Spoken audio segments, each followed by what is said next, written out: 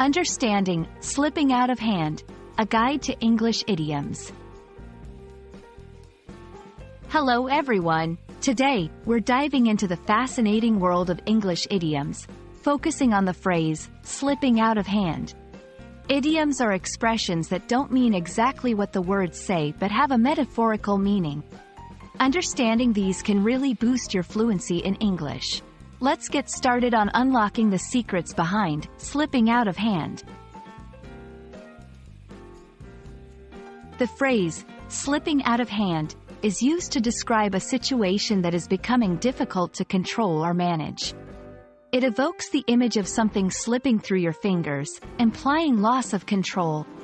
This idiom is often used in situations where things are going wrong, and if not managed quickly, could lead to undesirable outcomes. To better understand this idiom, let's look at a few examples. 1. In personal life, the argument between the two friends started as a small disagreement but is now slipping out of hand, with both refusing to speak to each other. 2. In professional settings, the project deadlines were manageable at first, but due to unforeseen challenges, things are slipping out of hand. 3. In public events, the crowd at the concert was initially calm, but the situation started slipping out of hand when the main act was delayed. These examples show how the phrase can be applied in various contexts to describe escalating situations beyond control.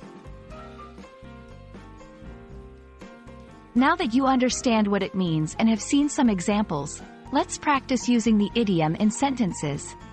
Despite the team's efforts, the budget for the event is slipping out of hand. I need to organize my schedule better. My daily tasks are slipping out of hand.